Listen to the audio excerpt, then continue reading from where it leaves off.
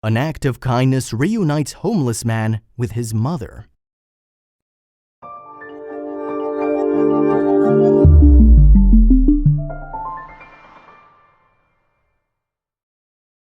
But before we start, please make sure to subscribe to m&rtv and hit the bell so you never miss any upload from us.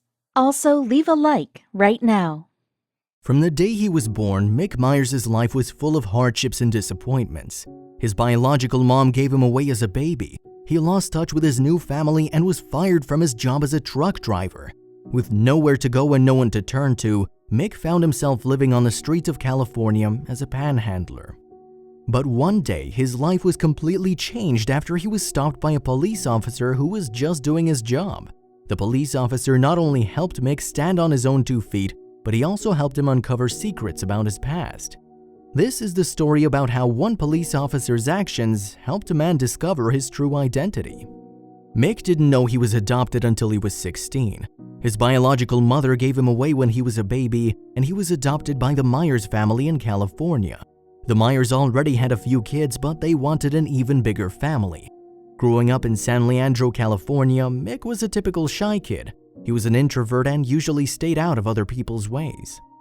He had a few close friends, played in the Pacifica High marching band, and was generally liked by his peers. To everyone else, Mick's life seemed great. He had friends to hang out with and parents who loved him. However, things at home weren't as perfect as they seemed. Mick was generally quiet and not as outgoing as his friends or other siblings. His adoptive mother gave him lots of love and affection, but she was the only one out of the Myers family that did. Mick was not close to the rest of the adoptive family. In fact, he had a hard time socializing with them and always felt like an outsider. It didn't help that his siblings always ignored him, leaving him to spend most of the time at home alone in his room. Although Mick was never able to make a good connection with his adoptive siblings and father, his mother tried everything she could to make Mick feel loved and taken care of. But what his future held in store was never what he expected. It goes without saying that Mick felt isolated and even abandoned by his adoptive family. He told reporters later that he was living a life as alone as a person could possibly be. Although he was generally liked in school and made a few friends here and there, Mick never really made any real connections. Then when he was 16 years old, Mick received some surprising news. He found out he was adopted. This turned his whole world upside down. On the one hand, Mick felt as if he finally had an answer as to why his siblings never really liked him or wanted to spend time with him. But on the other hand, it made him feel even more alone than he was before. After finishing high school, Mick lost contact with a few friends he had, and things only kept getting worse from there. He felt like no one loved him and didn't have the support of a family. He wanted to make something of himself, he just didn't know where to start. Then, just when Mick thought things couldn't get any worse, both of his adoptive parents passed away, leaving him completely alone. He lost the only people in the world that actually cared for him. After his parents' death, Mick found himself in a hard position. Within a few days, his siblings completely cut off contact with him. They made sure Mick knew that they were done with him. With nowhere to turn, Mick realized that he was going to have to look after himself from now on. Mick eventually found a job as a truck driver. He was finally able to make some money, put a roof over his head and food on the table. After a rough start, he was finally getting his life back on track. The only problem with truck driving was that it isolated him even more. The long shifts driving from state to state didn't offer many opportunities to meet new people or make new friends. After a while, loneliness crept back into Mick's life. One thing led to another and he lost his job as a truck driver. A lifetime of feeling lost and isolated began to take its toll on him. With no family or friends to turn to, he had nowhere to go but the streets of California. It was hard at first, but Mick adjusted quickly to life on the streets. During his first few years, he made money playing his guitar and singing to people walking on the sidewalk in San Leandro, California. Music was a safe haven for Mick. All of his troubles seemed to disappear when he played, but it became apparent that other people didn't appreciate his talents. Most of the people just hurry by and don't even give me a glance, he explained. This made Mick feel even more alone. Mick tried to get off the streets, but without a support system or outside help, Mick was stuck. He was barely making enough money to eat, and so his life of isolation continued. Days turned into weeks and weeks became months, and before he knew it, Mick had been on the streets for nearly 3 decades. At some point along the way, Mick started to believe that he was meant to live on the streets. It was the path God chose for him, and he had no way of escaping his destiny. When Mick wasn't playing his guitar for people passing by, he was panhandling next to the highway. That's where he met the police officer who changed his life forever. Deputy Sheriff Jacob Swalwell of Alameda County knew Mick Myers as the homeless guy who begs for money on the highway. He warned him to stop panhandling several times, but Mick always came back the next day. Mick didn't want to bother anyone or cause any trouble, but he was in survival mode. He needed to make money to afford one hot meal a day. Deputy Swalwell noticed that his warnings were falling on deaf ears. It didn't matter how many times he told Mick to stop panhandling, he always returned. Deputy Swalwell realized that he was going to have to push a little harder to get his message across. So one day he approached Mick, intending to write a ticket. Deputy Swalwell asked Mick for an identification card so he could write up a citation. Mick, however, didn't have an ID. I'd given him so many warnings and I asked him for his ID and he said he didn't have one, the sheriff told CBS's This Morning. And I immediately asked, why don't you have an ID? What happened next would change Mick's life forever. Deputy Swalwell and Mick started talking, and that's when he learned the real story about the homeless man's life. Like many people, the sheriff wrongly assumed that Mick had ended up on the streets after a life of crime or addiction. But after speaking with Mick, Deputy Swalwell quickly learned this wasn't the case. The more the sheriff spoke with Mick, the more he learned about his life. I learned that he was disabled and had been homeless for 30 years. He wasn't an alcoholic, he didn't use drugs, he didn't use tobacco, Deputy Swalwell told CBS. He was just a senior citizen on his own. Mick explained that he ended up on the streets due to an unlucky string of circumstances. Aside from panhandling, he never broke the law and had never been addicted to drugs. He was homeless simply because he couldn't afford rent and lacked a support system. Because Mick didn't have an ID card, he couldn't receive Social Security benefits. So Deputy Swalwell decided to do the right thing and help him get one. The sheriff thought it would be easy to get Mick an ID card. What he didn't know, however, was that the application process was much more complicated than he expected. The first stop on Deputy Swalwell's list was the DMV. Mick explained to the sheriff that he used to have a driver's license from his truck driving days, so it seemed this was the perfect place to start. In order to apply for a driver's license, you need to have any form of ID that has your picture, name, and date of birth. So the two men assumed that since Mick had applied for one in the past, the DMV had all his documents on file. Unfortunately for Mick, the DMV had nothing on file. Decades had passed since he first applied for a driver's license and the DMV had no record of it. Deputy Swalwell and Mick realized they had a long road ahead of them. They now needed to track down all of Mick's original documents, which seemed almost impossible. Since Mick was adopted and homeless, he had no idea where to start, but luckily he was in good hands. Deputy Swalwell was not the kind of man to give up easily. Even though the task at hand was now more complicated than he initially expected, he was determined to get Mick his Social Security benefits and off of the streets. Mick and the deputy quickly got to work.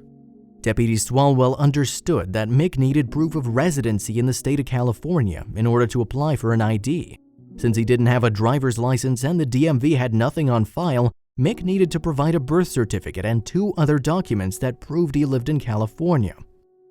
But he didn't have any of those documents. The only way for Mick to get off the streets was to apply for an ID, but to apply for an ID, he needed proof of residence. It was a catch-22. By now, Mick was used to disappointment. He was ready to give up and return to his life on the streets, but Deputy Swalwell didn't back down quite as easy. The sheriff knew that he could find a way to get Mick his ID, he just didn't know how. So he did what anyone in his situation would do. He called his pastor.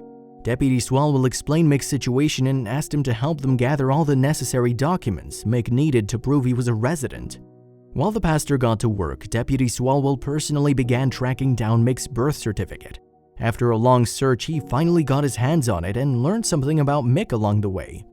Although his biological parents' names weren't listed on the birth certificate, his birth name was. Mick's birth parents named him Gordon Michael Oakley.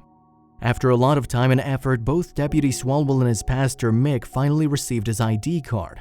The local news station caught wind of Mick's story and wanted to run a news story about the sheriff's act of kindness. We both realized at the same time that there's a real person there, and not just the stereotype we saw when we first met each other, Mick told the reporters. Deputy Swalwell then added, if it's something as simple as helping them just to get back on their feet by getting them an ID so they can get some state or government federal benefits, then it's the least we can be doing as law enforcement officers. Mick's story could have ended there if it wasn't for Mark Askins, a private investigator who saw Mick's story on the news. Mark worked for a nonprofit organization called Miracle Messages, which helps homeless people reunite with their loved ones. Mick's case was a bit more complicated because he was adopted, but Mark decided to take it on anyways. Although Mick finally experienced some good luck after meeting Deputy Swalwell, he thought that his good luck stopped with him receiving Social Security benefits. He wasn't too optimistic that Mark would find anything about his biological parents. Just like Deputy Swalwell, Mark didn't back down. He began digging through Mick's past, looking for anything that connected him to a living relative. Could Mick finally find his family after all these years? Mark used Mick's birth name, Gordon Michael Oakley, to find anything he could that would link him to his biological family. After an intense search, Mark finally found the name of Mick's biological mother. Her name was Marie Pauline Oakley, but she went by Polly. Not only was she alive and well, but she also lived only 250 miles away in nearby Humboldt County. Mark gathered all the information he could find and shared it with Mick, who couldn't believe his ears. He was in his late 60s and had given up hope of meeting his biological family years ago. But Mark's job didn't end here. No, he had a much bigger surprise in store for Mick. He was going to reunite Mick with his biological mother.